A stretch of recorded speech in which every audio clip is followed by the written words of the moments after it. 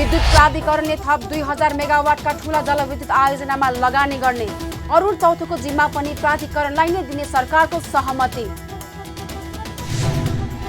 बाढी पहिरो पीडितका लागि तत्कालीन र दीर्घकालीन राहत र पुनर्निर्माणको योजना बनाएर अगाडि बढ्ने प्रधानमन्त्री देउवाको आश्वासन। एमसीसी संसदबाटै पारित गर्ने घोषणा।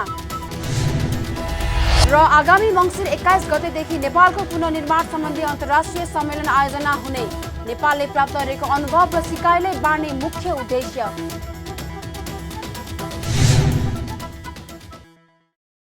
हामी छौं पल पल तपाईसँग,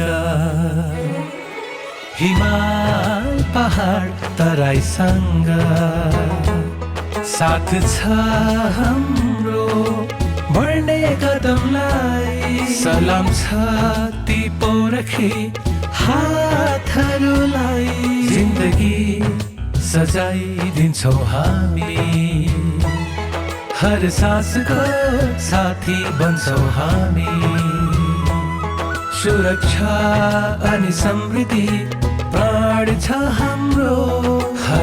आफू पनि बचौं, अरूलाई पनि बचाऊ। आजै नेपाल लाइफमा जीवन बिमा गरौँ। हामी हौ नेपाल लाइफ, किनकि जीवन अमूल्य छ।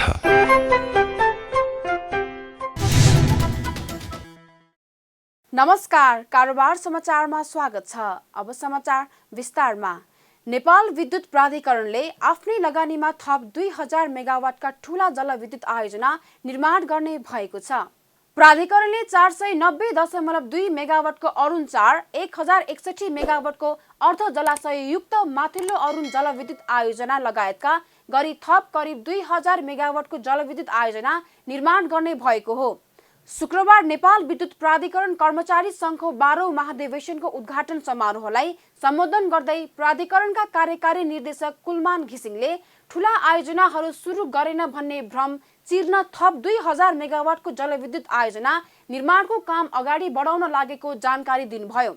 उहाँले अरुण 4 निर्माणको लागि ऊर्जा, जलस्रोत तथा सिंचाई मन्त्री पम्फा भुसालले समेत सहमति प्रदान गरिसकेको जानकारी गराउँदै सो जलविद्युत आयोजनाको लाइसेन्स प्राधिकरणले पाउने बताउनुभयो। प्रदेश 1 को संखुवासभाको मकालु गाउँपालिकामा निर्माण हुने उक्त आयोजना अर्ध जलाशययुक्त जलविद्युत आयोजना हो। अरुण करिडोरमै प्राधिकरणले आफ्नै लगानीमा 1061 मेगावाटको माथिल्लो अरुण जलविद्युत आयोजनामा पनि निर्माण गर्दैछ। प्राधिकरणका कार्यकारी निर्देशक घिसिङले कर्मचारीहरूको लगानीमा पनि ठूला जलविद्युत आयोजना निर्माण गर्ने तयारी गरेको समेत बताउनुभयो। विद्युत प्राधिकरणले ठुल्ठुला आयोजनाहरू सुरु गरेन भन्ने आरोप लगाउँथे। विद्युत प्राधिकरणले अहिले करिब 2000 मेगावाटका ठुला आयोजनाहरू अगाडि बढाएको छ। तपाईहरुलाई जानकारीको लागि, र 2000 मेगावाटको आयोजनामा अगाडि बढ्दै गर्दाखेरि अर्को एउटा करिब 450 मेगावाटको अरुण 4 हाइड्रो पावर प्रोजेक्टको लाइसेन्स विद्युत प्राधिकरणलाई आउँदैछ। यो हामीले अप्लाई गर्यौं र माननीय मन्त्रीज्यूले त्यसमा चाहिँ सहमति पनि दिइसक्नु भएको छ। विद्युत प्राधिकरणलाई यो प्रोजेक्ट पनि आउँदैछ। अप्पर अरुण र अरुण 4 गर्दाखेरि करिब हाम्रो 1500 मेगावाट त अरुण करिडोरमा मात्रै हामी डेभलप गर्दैछौँ। यो अगाडि बढिरहेको छ र कर्मचारीको लगानीमा पनि डेभलप गर्ने भनेर बढेको प्रोजेक्टहरू पनि अगाडि बढिरहेको छ। प्राधिकरणको लगानीमा हाल चैनपुर सेती जलविद्युत आयोजना, आदिखोला स्टोरेज जलविद्युत आयोजना, कुलेखानी सिस्नेरी पम्प स्टोरेज जलविद्युत आयोजना र बेगनास रूपा पम्प स्टोरेज जलविद्युत आयोजना निर्माण भइरहेको छ। प्राधिकरणका कार्यकारी निर्देशक घिसिङले अहिलेको मुख्य चुनौती विद्युत खपत कसरी बढाउने र खेर जाने विद्युतलाई कसरी खपत गर्ने भन्ने रहेको पनि बताउनु भएको छ। त्यसका लागि प्रसारण लाइन, सब स्टेशन लगायतको निर्माणको कामलाई तीव्रता दिन आवश्यक रहेको भन्दै उहाँले 15000 मेगावाटको माग आए पनि धान्न सक्ने गरी प्रसारण लाइन निर्माण गर्ने गरी प्राधिकरण लागेको पनि बताउनुभयो। उहाँले विद्युतको खपत बढाउन प्रसारण लाइन सुदृढीकरणको काम भइरहे पनि अदालतको आदेश र स्थानीयको अवरोधका कारण तीव्र गतिमा काम हुन नसकेको गुनासो समेत गर्नुभयो। ट्रान्समिसनको धेरै वे क्वेशन उठाउने गर्छन्। यहाँ धेरै साथीहरू बाहिरको सार्वजनिक रूपमा पनि क्वेशनहरू आउने गर्छ। हाम्रो विद्युत प्राधिकरणभित्र हामीले गर्नुपर्ने प्रसारण लाइन अहिले जुन जेनेरेसनबाट आउनुपर्ने प्रसारण लाइन करिब करिब सम्पन्न हुने चरणमा चाहिँ 1-2 ठाउँ समस्या छ। अदालतको स्टे अर्डर भएपछि एकदमै समस्या छ। सरकारी कार्यालयहरूबाट हुनुपर्ने जुन चाहिँ क्लियरेन्सको कारणले पनि धेरै समस्या भएको छ। 3 ठाउँमा त हाम्रो स्टे अर्डरको कारणले समस्या भइरहेको छ। तर बाँकी कामहरू करिब सम्पन्न हुने चरणमा छ। अब हामीले विद्युतको माग कसरी बढाउने भनेर तराईका हरेक ठाउँमा हामीले 400 केबी मागतर्फ चाहिँ हामीले जहाँ चाहिँ माग आउँछ त्यहाँ 400 केबी लाइनहरू बनाउने, 220 लाइन बनाउने गरेर अगाडि बढाएर राखेका छौँ। अबको चरण भनेको माग म्यासिभ रूपले अब 15,000 मेगावाटको माग आउँदा पनि हामीले धान्ने ट्रान्समिसन लाइन बनाउनेतिर अगाडि बढिरहेका छौँ। माग बढाउने हो। अब इलेक्ट्रिकल भेहिकलदेखि लिएर कुकिङदेखि लिएर तमाम क्षेत्रमा माग बढाउनु पर्ने छ। यो माग बढाउनेतिर अहिले अगाडि बढ्नुपर्ने विद्युत प्राधिकरणको पहिलो प्राथमिकता माग बढाउने नै हो। प्राधिकरणका कार्यकारी निर्देशक कुलमान घिसिङले वर्षातको कारण पनि भारततर्फबाट आएको विद्युतको माग केही कम भएको पनि बताउनुभयो। उहाँले अहिले हरेक दिन 4 देखि 500 मेगावाट विद्युत खेर गइरहेको बताउनुभयो। सत्तारूढ प्रमुख घटक नेपाली कांग्रेसका युवा नेता गगन कुमार थापाले सरकारको काम कारबाही प्रति असन्तुष्टि जनाउनु भएको छ। पूर्व मन्त्री समेत रहनुभएका नेता थापाले सरकारले आफ्नो काममा गति लिन नसकेको भन्दै असन्तुष्टि जनाउनु भएको हो। नेपाल विद्युत प्राधिकरण कर्मचारी संघले शुक्रबार काठमाडौँमा आयोजना गरेको कार्यक्रममा बोल्दै नेता थापाले 2 छिमेकी मुलुक भारत र चीनबाट फाइदा लिने मौका नचुकाउन पनि सरकारको ध्यानाकर्षण गराउनुभयो। जसरी हामीले पहिलो पटक 2007 सालपछि हामीले खेर फाल्यौं, फेरि अर्को हामीले 1990 पछि खेर फाल्यौं, फेरि हामी अर्कोबाट मौका खेर फाल्दैछौँ कि भन्ने डर लाग्न थालेको छ। यो बेलामा सम्हालिनु पर्ने छ, किनकि हाम्रो अगाडि केही मौकाहरू छन्, अहिले पनि छन्। एउटा हामीले माने पनि नमाने पनि यो हामी यो एक एसियाभित्र पनि आजको दिनमा भारत र चीनलाई केन्द्र बनाएर विश्वको चाहे राजनीति होस्, अझ खास गरिकन विश्वको इकोनोमी सबै गतिविधि कहाँ छ? चीन र भारतको त्यसलाई केन्द्र बनाएर भइरहेको छ। त्यसको नजिक हामीहरू छौँ। यो अर्को 10-15-20 वर्ष रहन्छ। यो 10-15-20 वर्ष यसको लाभ नेपालले लिन सक्यो भने सक्यो, न फेरि एकपटक मौका छुट्छ। कांग्रेस नेता थापाले विद्युत खपत बढाउने विषयमा सोच्न पनि प्रधानमन्त्री शेरबहादुर देउवालाई आग्रह गर्नुभएको छ। उहाँले विद्युत खपत बढाउने बेला आएको र त्यसका लागि सरकारले योजनाबद्ध सोच अगाडि ल्याउन ढिलाइ गर्न नहुने धारणा राख्नुभयो। नेपाल विद्युत प्राधिकरणको अगाडिको अर्को च्यालेन्ज भनेको यो पनि कुरा उठ्यो। अब हाम्रो कन्जम्सन, हाम्रो खपत बढाउने कुरा नेपाल विद्युत प्राधिकरणले चाहेर मात्र हुँदैन।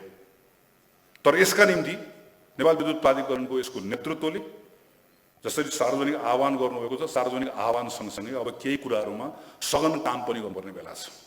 नेपालको सन्दर्भमा हामी आफै छौँ भान्सा चलाइरहेको मानिसहरू। जबसम्म हामी चाहिँ विद्युतको क्वालिटीमा र विद्युतको हाम्रो जुन सामग्री छ, इलेक्ट्रिक एप्लायन्सेस छ, होम एप्लायन्सेस छ, किचन एप्लायन्सेस छ, त्यसभित्र हाम्रो ढुक्क हुने अवस्था हुँदैन। त्यो बेलासम्म हामी कन्ज्युमरहरूको बानी बदलिन्न। हामी के गरिहाल्छौँ भने खोइ कुनै बेला बिजुली जान सक्छ, एउटा सिलिन्डर ग्यास त राखिहाल्नुपर्छ भनेर राख्छौँ। होइन, हामीले ल्याएको इन्डक्सन हिटरमा त प्रेसर कुकर त बस्दै बस्दैन, त्यो ग्यास पनि चाहिन्छ भनेर त्यो इन्डक्सन हिटरमा चाहिँ सानो पानी तताउने हो, भात चाहिँ ग्यासमै पकाउने हो। यो हाम्रो त सबै देशभरिको किचनबाट हामीले एलपीजी ग्यासलाई अब बाहिर निकाल्नुपर्ने छ। अग्रेसिभली विद्युत प्राधिकरणको लिडरसिपले यसलाई सोचेको छ। विद्युत प्राधिकरणले मात्र होइन, हामी जस्तो सार्वजनिक नीति बनाउने ठाउँमा बसेको मान्छेले, त्यो अर्थ मन्त्रालयमा बसेको मान्छेले, अर्थ मन्त्रालय भनेको चाहिँ त्यो चाहिँ भन्सारमा बसेर पैसा उठाउने मात्र हो र? उसले हो नि त, त्यहाँ बसेर सोच्ने हो नि त, प्राइम मिनिस्टरले सोच्ने हो। यो सबै कुरा सोचेर हाम्रो खपत कसरी बढाउने हामीले एउटा यो हेर्नुपर्ने छ। नेता थापाले नेपाल विद्युत प्राधिकरणले आर्जन गरेको प्रतिष्ठा जोगाउने गरी काम गर्न प्राधिकरणका कर्मचारीलाई आग्रह पनि गर्नुभएको छ। उहाँले देशलाई बनाउने हो भने सबैले आफ्नो ठाउँको जिम्मेवारी सफलतापूर्वक सम्पन्न गर्नुपर्ने आवश्यकता औलाउनुभयो।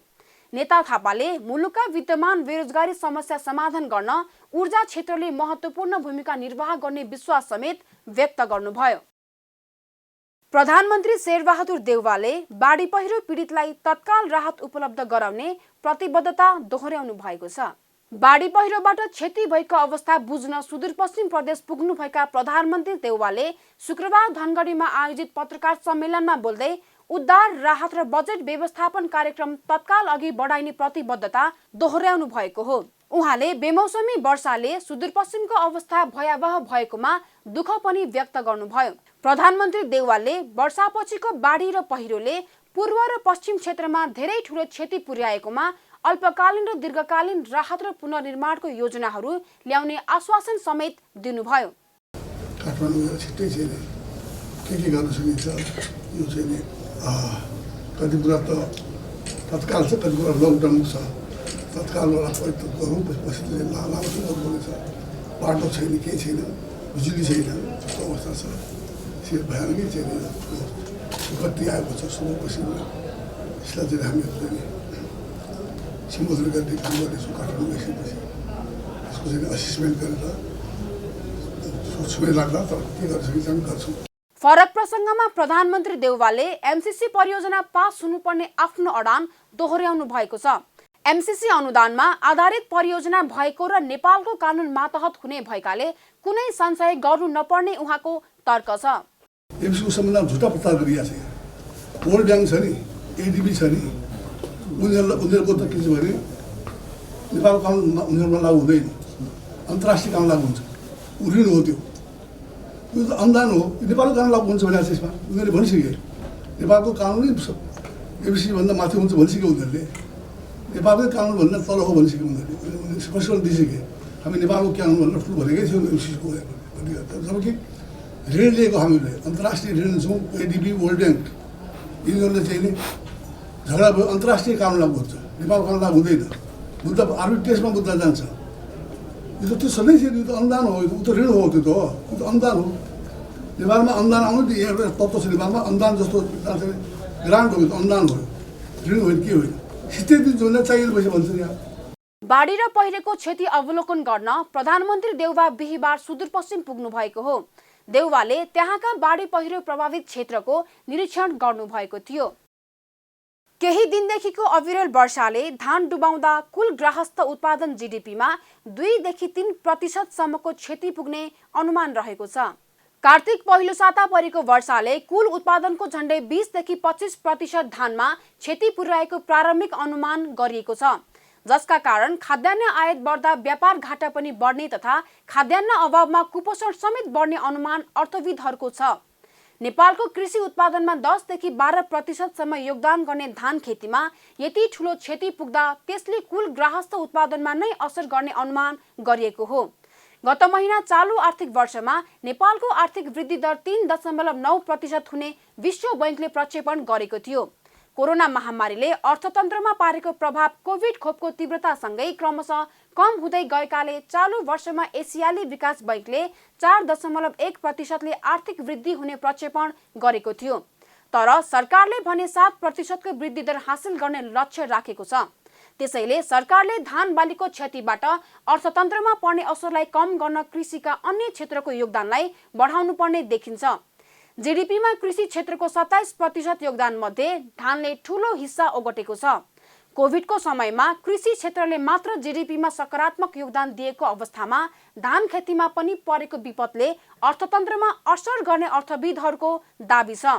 बाढीले धान डुबाउँदा धानको उत्पादन घटी विदेशबाट आयात गर्नुपर्दा व्यापार घाटा बढ्नुको साथै गरिबी समेत बढाउने अर्थविदहरूको तर्क छ।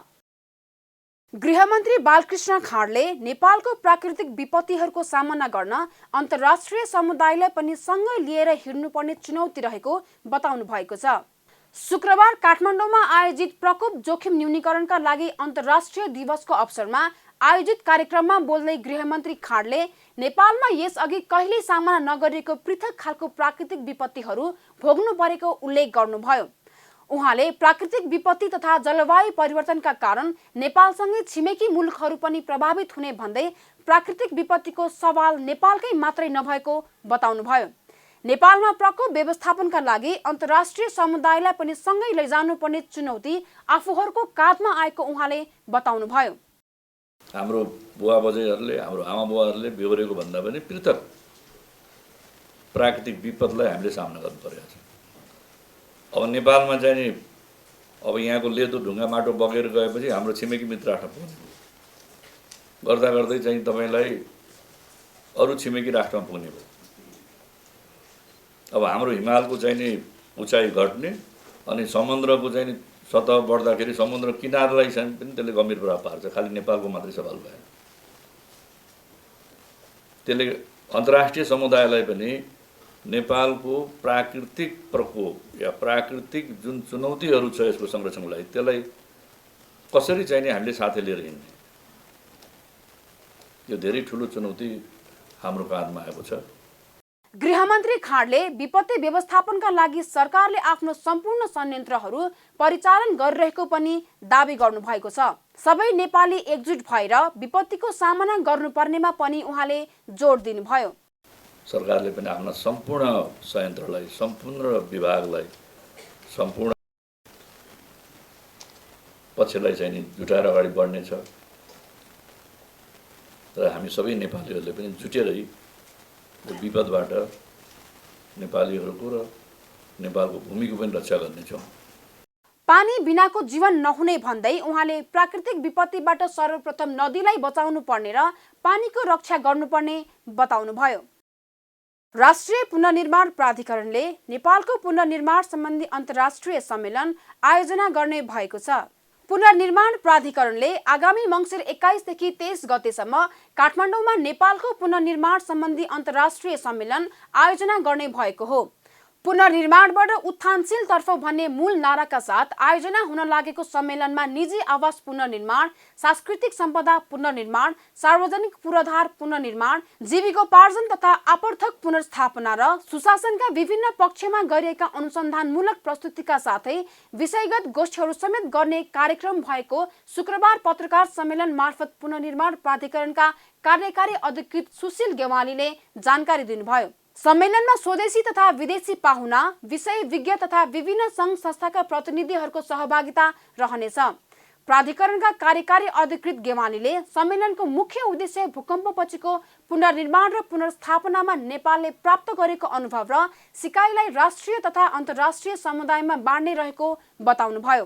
कि हामीले दुईटा मूल उद्देश्य राखेर चाहिँ यो सम्मेलन गर्दैछौँ। एउटा त हामीले प्राप्त गरेका अनुभव र सिकाइहरू अन्तर्राष्ट्रिय समुदायलाई चाहिँ हामीले चाहिँ बाँड्ने, त्यसमा चाहिँ हामीले चाहिँ लर्निङहरू, सिकाइहरू चाहिँ हामीले चाहिँ त्यसलाई एक्सचेन्ज गर्ने, एउटा त्यो छ। र त्यसको साथसाथै हामीले प्राप्त गरेका यो अनुभवहरू हाम्रो भावी पुस्ताका निम्ति हामीले चाहिँ त्यसलाई डकुमेन्टेसन गरेर चाहिँ छाड्ने, जसले गर्दा भोलिका दिनमा यस्ता खालको विपद आउँदाखेरि कसरी चाहिँ काम गर्दाखेरि उपयुक्त हुन सक्दो रहेछ, के कुरा सिकाइ भयो, हाम्रो कहाँ कमजोरी हो, कहाँ चाहिँ राम्रो गर्न सक्यौँ, के कुरामा सुधार गर्नुपर्ने होला, यी सबै कुराहरूको बारेमा चाहिँ हामीले बताउन सक्यौँ र हाम्रो भावी पुस्ताले त्यसलाई ग्रहण गर्न सकोस्। एउटा पक्ष यो छ भने दोस्रो, अब भूकम्पबाट चाहिँ सुरक्षित नेपाल निर्माण बनाउने खालको कुराका निम्ति हामीले केही हदसम्म चाहिँ उपलब्धि हासिल गऱ्यौँ, तर भोलिका दिनमा हामीले यसलाई कसरी चाहिँ अब नेपाललाई सबै प्रकारका विपदहरूबाट सुरक्षित मुलुक कसरी बनाउने, त्यसको निम्ति चाहिँ हाम्रो रोडम्याप के हुनसक्छ, हाम्रो मार्गचित्र के हो, हाम्रो कार्यक्रम के हो, यसको बारेमा पनि चाहिँ हामीले त्यसमा त्यो कार्यक्रममा चाहिँ प्रस्तुति गर्ने, यसको निम्ति हाम्रो एउटा टिमले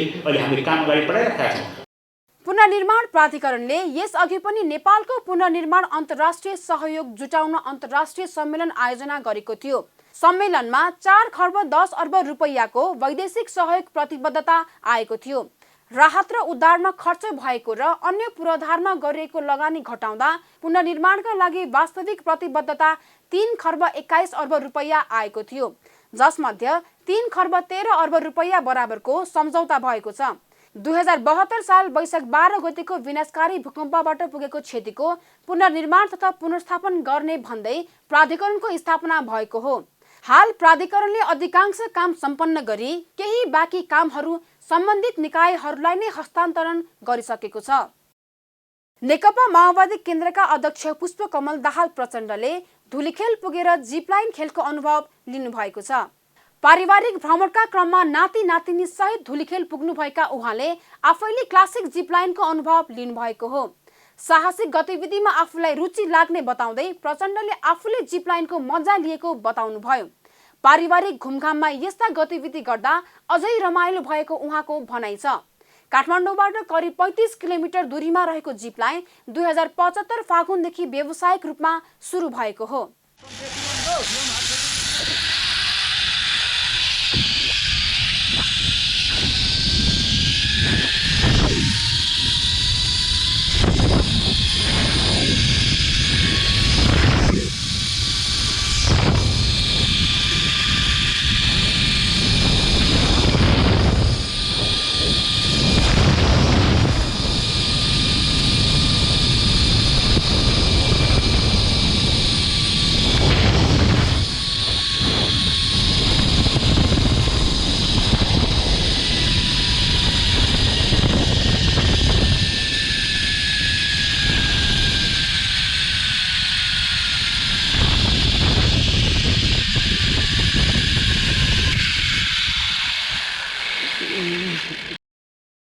कारोबार समाचारमा अब सुन चाँदी र विदेशी विनिमय दर सम्बन्धी जानकारी।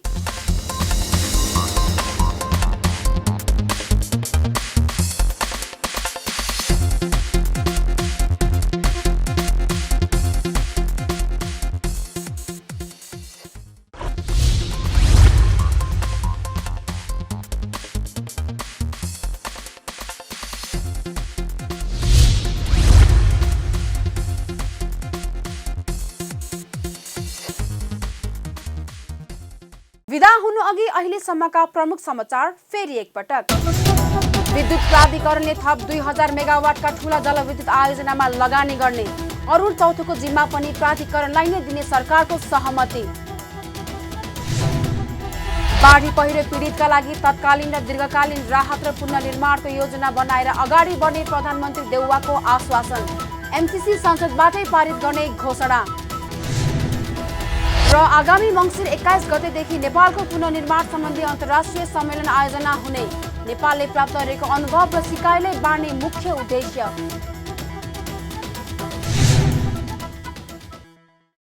कारोबार समाचार सकियो। हामीलाई बिदा दिनुहोस्। नमस्कार।